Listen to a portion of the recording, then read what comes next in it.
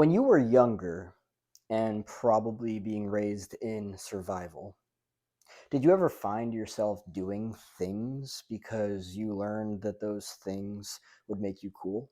They weren't necessarily aligned with who you actually were. I mean, back then, you were much younger. You may have not been totally aware of who you were, especially if you were raised in survival. That is an unhealthy way of being raised. Children that had healthier childhoods, they got the space to develop in a healthier way. But when you're raised in survival and you're doing a bunch of things because you think that it's going to make you cool, that's an entirely different dynamic. So the other side of this, the contrast, is then instead removing yourself from all of the noise, referring to external noise, and actually being present with yourself. And even like asking yourself if you even like a lot of the things that you previously liked. Because previously you simply liked them because, or forced yourself, pressured yourself to like them because you thought that it would make you cool. The fastest way of like not being cool, or I should just say being inauthentic, is to do things that are inauthentic. Forget the word cool. When you are authentic, when you flow naturally, when you do things that you actually enjoy, and you're not doing things just to be cool, your entire energetic structure, your energetic signature transforms. Imagine, for instance, you're young, and as a little boy or little girl, whoever you were doing things because you didn't really have a healthy sense of identity, a healthy sense of personality developed. And with that, you actually felt insecure about doing things that would have been cool to you because all the things that you tried to do that you liked, you were shamed for. You were maybe even guilted for doing them because you were told that those things are just not cool and you shouldn't do them. And because you were raised in survival, you learned a bunch of defense mechanisms, maybe even so being that you would do things that you didn't like to simply because you thought that it would make you cool. So it's like either you had to be cool or you were non existent. And that's the fascinating thing, too, because that has a lot to do with black and white thinking, black or white thinking. You're either cool or you don't exist. So obviously, you don't want to not exist because that in and of itself would be a very painful experience. So the defense mechanism itself becomes all right, well, I'm just going to do things that I don't like because I want to exist, and to be cool means to exist. To not be cool means to basically not exist. So I'm going to do a bunch of things that I don't actually like. And then over the years, because you just continue living in this way of survival, it's not good or bad or right or wrong, it's just not healthy. All of these years with these layers and layers and layers of doing things that you don't actually want to do simply because it's like a defense mechanism against non-existence. It's not that you're actually not existing, it's just that you see things in a black or white way and it's like, well, either I'm cool or I don't exist, and I don't want to not exist, so I'm going to do what needs to be done in order to be cool because I don't know any other way of doing it. The potential of becoming more familiar with yourself was not there because it was survival. You were already not accepted as you were. You were expected to be somebody else in childhood because you were raised in a family system that did not accept you. They had these ideas of traditionality based on the ways that their parents raised them and their parents, so on and so forth. So they projected all that stuff onto you. You either got in line with what they wanted or you didn't exist. So there came the defense mechanisms. You did a bunch of things, you wore a bunch of masks, you appeased, you people pleased, all of those things. But now, as you get older, as you are in adulthood, and you're starting to think to yourself, do I actually know myself? Do I actually like any of these things?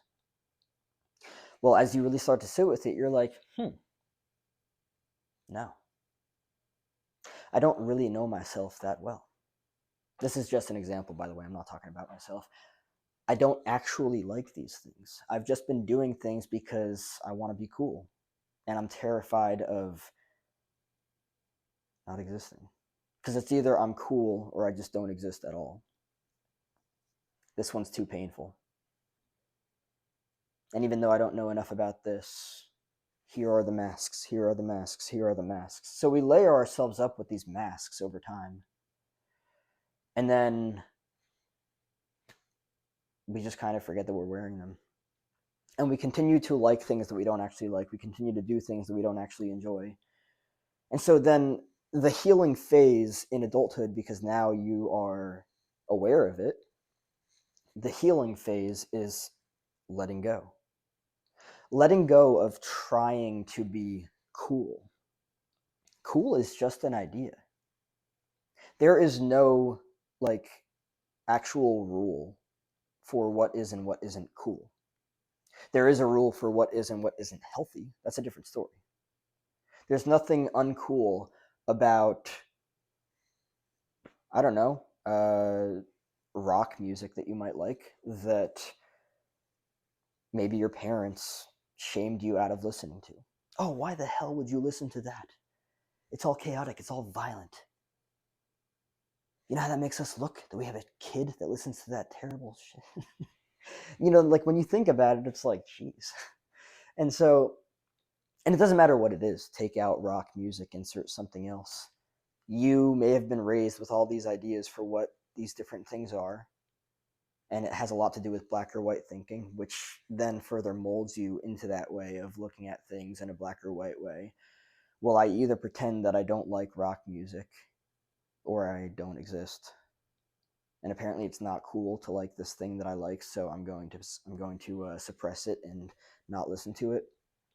And so then that's just an example, but like the adulthood dynamic of this is more so about letting go and literally stopping trying. Like in survival, you tried to do things to be cool, to be cool. Now it's about realizing that it's more important to be authentic. Or I shouldn't even say important. It is healthy to be authentic. It's healthy to do the things that you actually enjoy. It is unhealthy to do the things that you don't enjoy. Because the fascinating thing about this is that if you continue to live in survival in adulthood, which you absolutely don't have to, you can if you want to. It's not good or bad or right or wrong. It's just not healthy. And I'm going to explain why it's not healthy. If you do things that you don't want to, you're going to end up surrounded by people that are probably not healthy for you, that are probably not the right fit for you. And it speaks for itself. You're doing things that are not authentic to you. And therefore, with that, you're attracting people that are not a healthy or a right fit for you. If you instead do things that you do enjoy, you're going to be surrounded by people that are a healthy fit for you, that are a right fit for you. And that's the difference. But the thing to focus on here, and I want to make this very clear, is really about letting go. Letting go of trying, letting go of forcing, letting go of pushing, letting go of manipulating and pressuring and saying things that you don't need to, and worrying, losing sleep over things and people that you don't need to. It is absolutely wild how effortless and natural it is to allow the people that are a healthy fit for your life into your life. In fact, well, I don't want to say fact, but what I'll say is, in my opinion, based on what I've learned and even my own experiences, when you stop forcing, when you stop trying to manipulate, when you stop trying to be somebody, when you stop trying to be somebody and you just let go of the masks, you let go of everything, you might discover that all of these things that you're allowing to come into your life are actually like a really cool fit for your life. You're letting go of inauthenticity. You're letting go of trying to make things happen. And instead, you're being present with what it is that you actually enjoy, the things that you actually like, the people that you actually like. You're not pretending to be somebody that does things that you don't actually like to keep people in your life that would be healthier out of your life.